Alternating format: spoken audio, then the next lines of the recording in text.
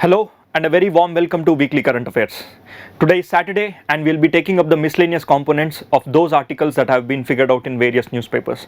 If you're watching this video for the first time, this is to let you know that this is a weekly current affairs series where we cover up articles based on the subject wise from Monday to Saturday, and Saturday I, Madhusudan Reddy, will be taking up the miscellaneous components. And see, these are one of the best articles that can be utilized for the examination purpose, and also the chances of these articles being asked in the examination is very high, especially from the preliminary point of view. So here we are to take up three articles. That is your first article, which deals with the e-waste. Recently the government has come up with the e-waste management rules, which are drafted, and these draft rules are out now but not yet notified. We are going to discuss what are the issues that have been figured out in the e-waste draft rules, as well as there's an international organization which has given some reports regarding the e-waste. What is that we'll be discussing. And the next article we'll be taking up is the curious case of the rhino. It is said that the height of the horn of rhino is reducing since last few decades. Why is this happening? It is said that it is a reaction to the human habitations and human activities which are being influencing the environment. Now the next article we'll be taking up is the Wangla dance, or the 100 Dum dance, which is very famous in the northeastern region. So we'll be discussing it in a very comprehensive manner, so please stay tuned to stay till the end of the video. Right? So let's quickly begin with the first article. Our first article is a newspaper, which is Hindu newspaper published article, and also there are a couple of articles in the Down to Earth, and there is a government notification which has come up with the draft rules. Now what are these draft rules? These draft rules are meant for e-waste management rules. E-waste management rules. See here, e-waste management rules. It is not for person like you and me, but these are rules which are meant for managing of the e-waste. Right? In this management, there are some amendments that have come up. Now, in these amendments, are they in line with the international norms, or are they in line with the domestic goals, or are they in line with the Environmental Protection Act? This we have to check. Before we check all of this, let me give you a brief why this article is in news for another purpose or other reason. See, recently there is a forum called Waste Electrical and Electronic Equipment Forum, which is a forum made up of collective entities of near about 46 e-waste producer responsible organizations. See, these words seems to be little dynamic in nature. It's very easy. See, there is a forum. This forum is a collection of 46 odd producer responsibility organizations. I'll be explaining you what is this producer responsibility organization in the next few minutes. But understand, this forum has come up to say that in the near time future, this year itself, we are going to increase 5 billion mobile phones additionally, and we are going to add more number of mobile phones. And they have extrapolated by the data that they have collected in the Europe to the rest of the world. They said that near about the data we are going to double in the next 2 to 3 years. And this has been also been peer reviewed as well as by the United Nations Institute for Training and Research Sustainable Cycle Programs. So these are bodies which are associated with this article. Before that, we go very detailed into this article. Firstly, let me define you what exactly is an e-waste. See, an e-waste is something when a product which you have, imagine a mouse, a mobile phone, an electrical equipment, any product which is electrical in nature, and that electrical product is no longer in use, and it turns out to be an unproductive utility product in your home, and that will be your e-waste. Now this e-waste has various classifications, and all these classifications can be understood in different formats under the extended producer responsibility. What is that? Again, I'll explain this in the next few minutes. Right? Firstly, the definition here, it says that any electric waste that includes various form of electrical and electronic equipment that are old, discontinued, and cannot be used anymore. These are your electric waste. See, knowingly or unknowingly, today the middle class Indian society has 50% of most of these products which you see it on the board. You yourself might be one of the e-waste generated without your knowledge. I am pretty sure anyone who is watching this video might at least use 1 or 2 mobile phones in their lifetime, or else at least their household people might have used 2-3 mobile phones. Now where are those mobile phones, and where are the equipments of electronics that have been spoiled? Are they lying in the dump yards, or are they lying in your own home, in your dashboards, or in your cupboards, or somewhere put in the corner? See, that turns out to be your e-waste. Today The scale of e-waste is very huge. Now, why do people either throw this e-waste into a dump yards and they are not aware of how to use this e-waste in a different way where which it can be recycled? All these questions will be addressed in the few minutes. First, let us try to understand the genesis of the e-waste policy in India. E-waste policy comes into picture in the early beginnings of the 1972.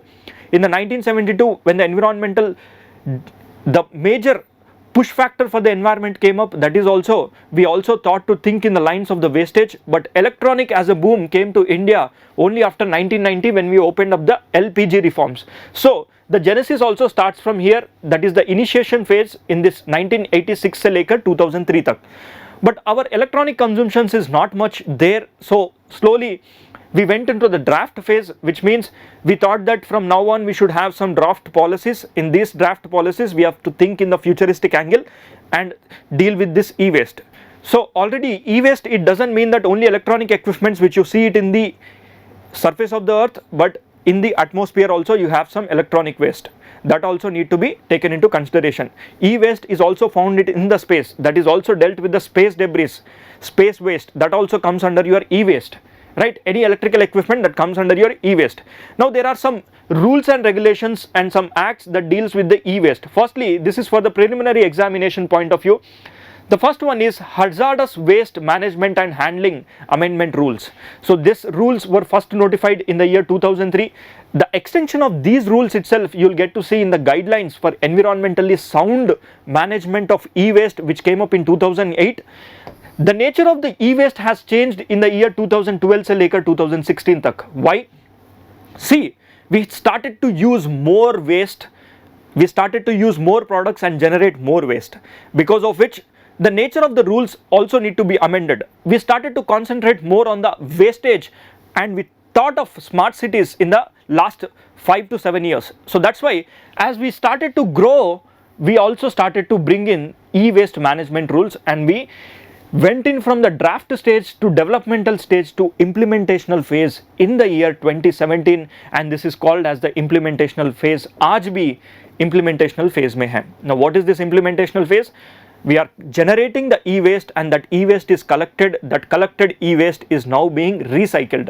In this process, there are some rules that are given to the producers, there are some rules which are given to your consumers like you and me who use the mobile phones and electrical equipment, and also there are some mediators or middlemen who can handle this kind of situation if the situation persists to be bad. Right. Now let us quickly move. The e-waste management rules or the draft rules are amended now, that is 2022. What are the changes that have been brought out from the e-waste management or amended rules of 2018 say 22? This we have to ask. Right. Clear? Now let's quickly move ahead and get into the details. Firstly, let us look into some facts which are given by the report. The report says that the world today has near about 16 billion mobile phones. Out of this, it is said that 5.3 billion are going to be non-usable in conditions in the next 1 year. See, to give you the magnanimity of this number, you need to understand the total world global population is not more than 9 billion. By 2030, it is estimated that we are going to be 9.2 billion. That means the total number of mobile phones today is near about double the population which we are collectively across the world. Right, this is the first point. The second fact which we have to know about is, as per the waste management rules and amendment, it says that the classification is generally done on the basis of the size of a product. A size of a product can be as big as a refrigerator, as big as a reactor, an industrial e-waste, or else it can be as small as your mouse as well. Right. So they have categorized this e-waste into small electronics and accessories like your headphones, remote, TV remote, chote. This stencil can be a small one. A pencil which you use, electric pencil, these are small electronic equipments. And the second type of equipment is called small equipment, that is clocks and irons. वो भी electronic equipment है. The third one is small IT equipments like hard drives, routers, keyboards. Like that, the classification is on the board. You can clearly say out of this, the total number of wastage that is going to increase in the next 1 year is near about 25 millions of e-waste we are going to collect it through small equipment, that is through mobile phones and smartphones and small food preparation appliances, this is the area where the total generation of waste is going to increase. And next to this, the government program of Ujala, where the government wants to produce the LED bulbs at a cheaper rate, and that LED bulbs today across the world is utilized at a larger scale.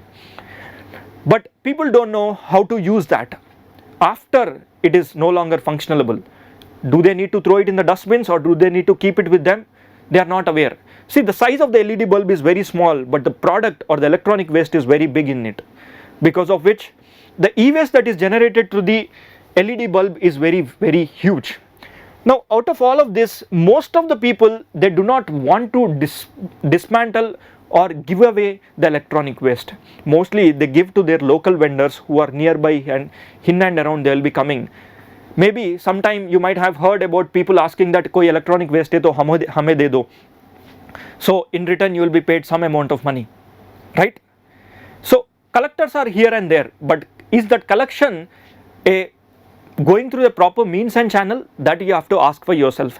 See, usually it will not be going through a proper channel. Why? Electric waste has some gold within it. Electronic waste has so much of gold within it. How much gold? You will be surprised to know that electronic waste, which consists of chips and other materials, it has gold which is almost equivalent to 1 kg when you start to take out 1 ton of e-waste. So that's why people will not be wishing to give away the e-waste at a cheaper rate. Even the vendor or a local vendor who collects the dust and other waste from your home, he'll also be very much interested to take that e-waste. And what do? Instead, they giving these materials to the other advanced proper channelized mechanism where e-waste is used. Instead, they themselves will start to burn that to extract the gold from that electronic waste. A TV, a remote, or maybe a small mobile phone, all of this has sizable, very negligible amounts of gold within it. But imagine, there is a report that came up, says that by the numbers if you start to mine, or साथ के साथ when you start to compare the amount of mining which you do, you start to dig a gold mine, in that take 1 ton of mining ore and extract a gold, hardly you will get near about 10 grams of gold, that is 1 tula of the gold. But you take same amount of e-waste and melt it, finally extract the gold from it, it will be near about 1 kg, that is 1000 grams. So obviously no one would be leaving that electronic waste and finally giving back to the producer. Right, this is the biggest issue which we are facing in the e-waste management rules. In order to deal with this, the government has come up with some strategies. Now, what are those strategies? Let us quickly get into. See, there is a big chart that is involved with the e-waste. Firstly, you need to know few terms whenever you are dealing with the e-waste management rules. The first one is extended producer responsibility, which we have come up with the 2018's e-waste management rules. In the extended producer responsibility is, for example, if you are a producer and you produce this mobile phone or any electronic waste, it is also the responsibility of you to collect 50% of the total waste that you have generated and bring back to recycles. Right? Suppose you own a mobile phone and that mobile phone has a company. So a company is usually involved in making those mobile phones, right? But do they have the strength, do they have the capability to set up an electronic waste unit, and then it goes to the consumer, it goes through the retailer, it also goes through the waste distributors, and that waste distributors, they give out some kind of waste back to the producer. And producer, obviously, they do not waste their energy on recycling them. Instead, what do they go for? They go for creating some organizations. These organizations are nothing but producer responsibility organizations. PROs.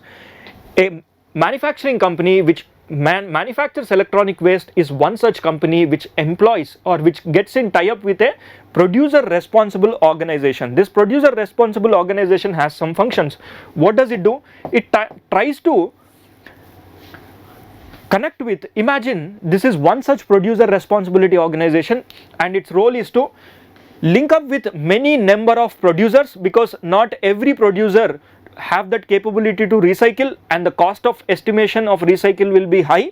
So that's why a producer responsibility organization which forms upon its own, and then they starts to tie up with many producers. Maybe electronic waste of phones are there. Imagine this is an X brand. This producer organization will go and tie up with Y brand, Z brand, Apple के साथ भी, OnePlus के साथ भी, Micromax के साथ भी, Oppo, all these companies they tie up and they say that जितने भी waste होगा, we will collect that waste and will get back to you. Right? For that you need to pay me something.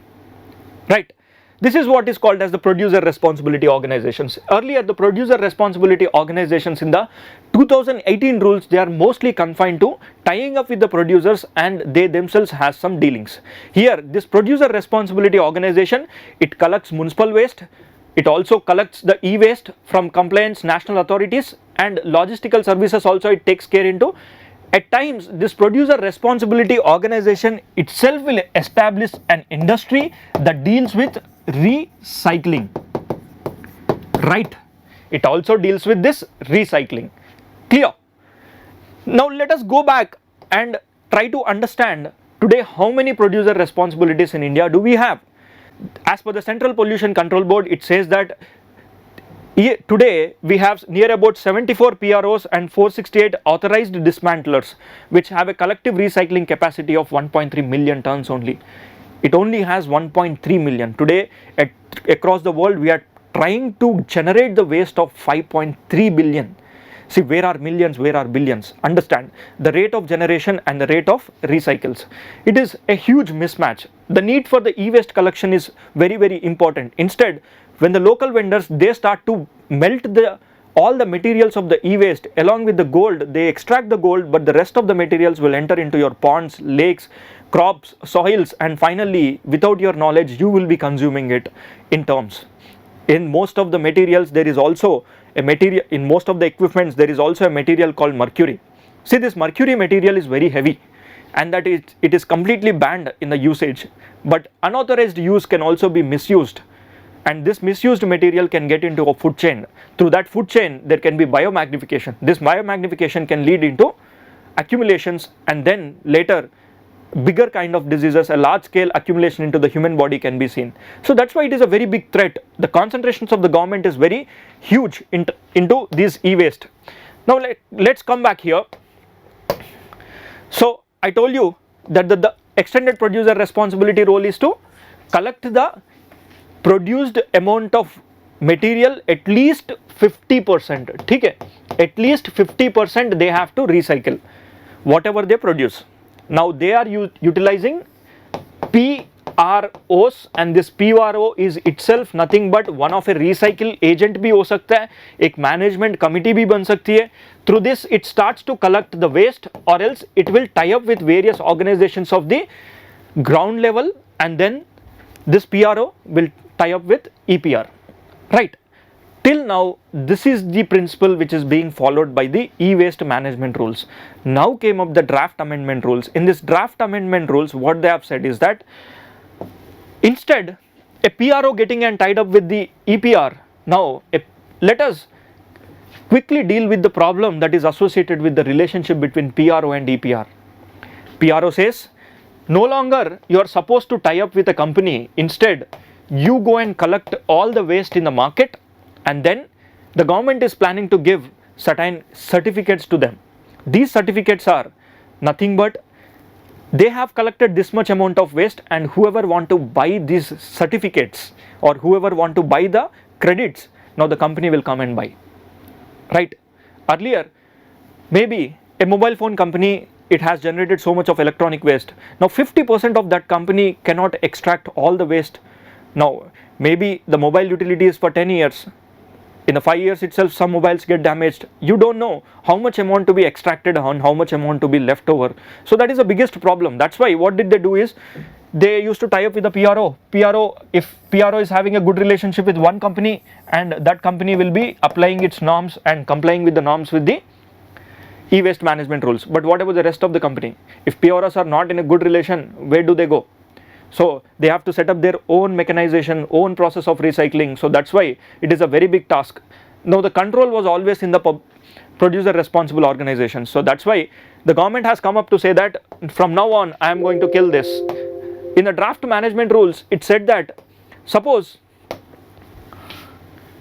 see here, current rules a PRO and a manufacturer, they have a tie-up, and recycling on the contract basis they used to do.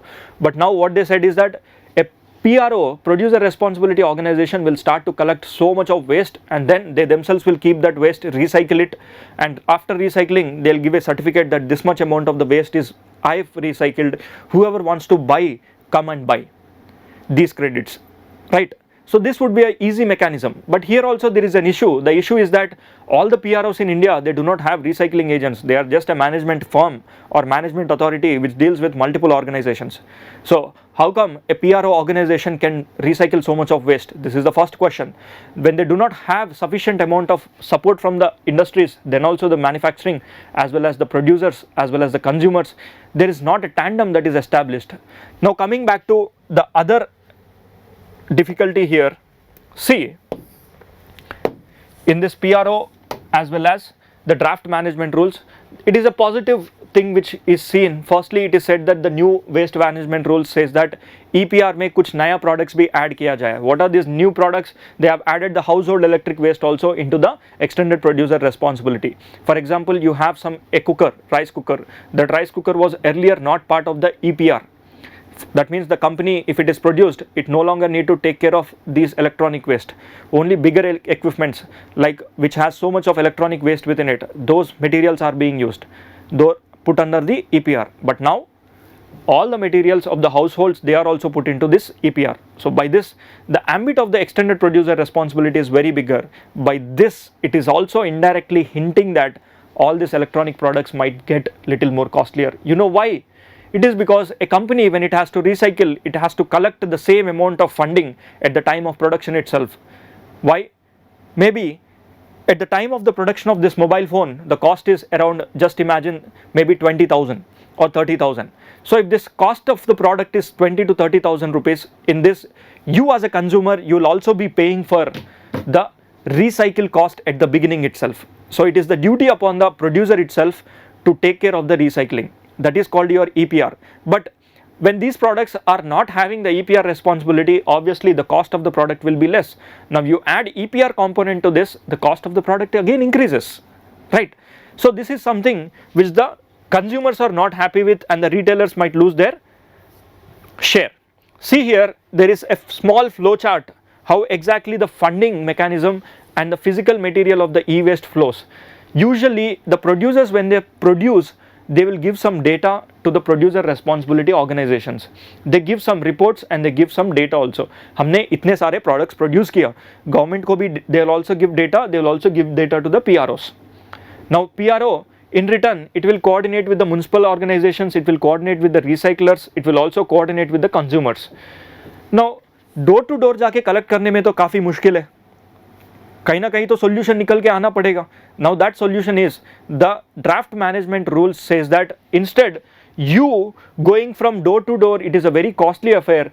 It has recommended that the state government should now go for setting up a recycle units, and that recycle unit should be set up in more or less in the district administration itself. If not a recycle unit, at least a collection center. But today we in India, without getting anything in return for the product which you give, you won't be willing to give. But when you look into the foreign aspects, there will be centers that will be set up, and these centers, they will collect the e-waste at free of cost. You will not be paid anything. But the mindset within the Indian nation is that any electronic product, when you wanted to throw away, you expect some kind of material back. So obviously that's why, to meet with the EPR goals, the government along with the companies, they always offer an exchange on the old product. That is also part of your EPR. But it is not a successful entity, because not all the products will go into the exchange. Finally, a product has to get dismantled through one or the other means. That means here the government should take the responsibility. The awareness should be increased. Okay, government should take the responsibility in setting up collection centers. If you do not have collection centers, obviously the material will be stayed in your dump yards, that too within your home or closets. The second one is, get in the municipal corporation into field collecting agents. There should be a funding mechanism that has to be decided whenever you give out e-waste, right? And keep a check on the local e-waste collectors and their smelting of that e-waste, because that is a very big problem which can enter into the food chain. So these are some of the recommendations which we can think of, along with the public awareness for e-waste management. E-waste imports hum band karna chahiye. India should have a robust mechanism to deal with the e-waste. There are multiple problems at the producer end, at the consumer end. At the consumer end, awareness is a problem. At the producer end, cost is a problem. In between, the producer responsibility organizations has collectivity, logistic issues. So all these problems are not clearly mentioned in the draft management rules. The draft management rules are yet still in the draft phase. As and when, if they are enacted or comes into act, we will be taking up these articles again. That's it for this article. I think sizable amount of information is there for you to write a very good answer, right? And we are going to the next article. Our next article deals with a dance form, that is 100 drum dance, or a dance which is called as Wangala dance. Wangala dance is a dance which is practiced by Garo Hill tribes. They sing along and dance along with these drums. Why is this in news? Yesterday, this festival has been celebrated in Garo Hills. Garo is part of Meghalaya. Garo, Kasi, Jayantia. These three hills are part of your Meghalaya. In this Meghalaya, the 100 drum dance has some significance. Men, they start to beat the drums. While beating the drums, they sing along, they dance along. Women, they start to dance along with the men. Now here, this is a festival of harvest. It is also a festival to say that goodbye to the summer and welcome to the winter. It is a winter harvesting festival, or starting of the winter festival, right? In this dance forms and in this festival, they pray to the sun god, saying that that's why it is also called as Saljong. Saljong here, it is nothing but sun. It is a sun god of fertility. Now what is this fertility? Fertility is not about the human fertility. They talk about the crop fertility, right? These are articles that can be asked in your prelims examination. The chances are very, very high in the art and culture. The next article, which is published in the Hindu newspaper, it is published yesterday. It says that the curious collage shows that rhino horns are shrinking day by day. Now what do we have to learn in this article here? One, the relationship between the humans and the environment, especially the humans and the rhinos. It is said that the impact of humans have now reduced the size of the rhino horn. How come rhino horn size has been reduced? Because of humans. See, rhino is the most poached animal, most hunted animal. People hunt the rhinos for their horns. So over a period, the data has been collected by the organizations since the last few decades. They have collected even the data, the pictographical representations from various near about 1856 cell acre. And by comparing all of these data across the species, and they have also compared other elephant species, all other species, major healthy animals jinka size काफी बड़ा होता है, right? And they come up to a conclusion saying that elephant did not face that problem, but rhino is facing the problem. Now why is this rhino facing the problem? Because the hunting and poaching activities in rhino is very, very huge. The number is very large, right? Nextly, for the preliminary examination, it also becomes very important that what are the types of rhinos we find. India mein kaun sa rhino you will get to see. See, in India you will get to see only one rhino, that is one horn rhino. But across the global level, you have 5 different types of rhinos. In this 5 different types of rhinos, especially the critically endangered rhino, that is Sumatran and Java rhino, inka kafi, the horn size is very, very small. That is what they say. Hardly their numbers, if you see, it is less than 100 numbers in both Sumatran rhino and Javan rhino. In India, we have near about 3,500. When you go to the Africa, you have 2 different types of rhinos. One is black rhino and the other one is white rhino. See, in this white rhino, you have 2 sects. The first sect is called as northern white rhino. This northern white rhino mein aaj bhi only 2 female populations are left in the wild, right? Mostly they are found in the Africa. In the African range, you will get to see that the ranges of these rhinos have been changed from one place to another place, right? In this, it is said that only 2 northern white rhinos are left within the northern white rhino. See, the total population of white rhinos is near about 15,000, but in that, an other subspecies which is white rhino only has 2 northern white rhinos. So this becomes very, very important for us, and also this kind of studies gives so much of significance of the impact of human beings on the wildlife, right? Now why these white rhinos have rhinos have reduced their size? The size it has reduced because firstly, it is trying to adapt to the situations since last few decades. right? And quickly, let us look into the status here. Black rhino, which is not found in India, it is found in Africa, it is critically endangered. White rhino, it is called as near threatened क्योंकि इनका population 17,000 है, but लेकिन इनका जो subspecies है, the subspecies of white rhino is having only 2 population. Next is your one horn rhino. It is found in India, the status is vulnerable. Javan rhino, it is critically endangered, जिनका population is less than 100 also. Sumatran rhino, this is also critically endangered, right? And lastly, the 5 rhino range nations, this is also you need to know some preliminary aspects, factual content hai. India, Nepal, Bhutan, Indonesia and Malaysia, these are the countries which are called as the 5 rhino nations. They are going for DNA profiling so that the data of this DNA can be identified and they can use it for the further preservation activities. Along with this, you should also know that the rhinos were once present across the western belt se lekar eastern belt, but today the rhinos are only concentrated in the northeastern region. They are mostly absent on the western front.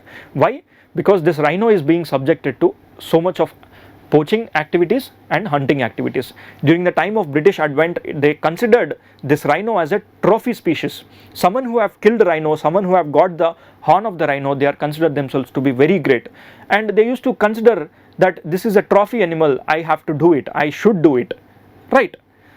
So that's why this animal has been poached. And finally, as the national parks of Assam are in news again and again, so let us quickly see what are the national parks of Assam which are found in. Firstly, there are 7 national parks. 6th one is Raimona National Park, which has been given the status in 2021, and the 7th Dihang Patkai National Park, it has also got its status in 2021 only. Let us see Raimona on the western side, Manas, Orang, Nameri, Kaziranga. Kaziranga is famous for your one-horned rhinoceros. The latest, that is Dihang Patkai and Daibru Saikova. These are also the national parks which are present in the Assam. This is a very important content for your prelims, and I hope this could be very helpful to you. A Seize the Mains question will be shared link in the description. If you want the PPT of this content, please go to the Telegram channel of Raj Malhotra IAS. There you will get this content at free of cost. And if you do like this video and you think that we are enhancing your content, please press that like button and do share with your fellow friends. Stay tuned for next Saturday. I, Madhusudan Reddy, will be coming up with more relevant articles and more enhanced content. Thank you and see you guys on next Saturday.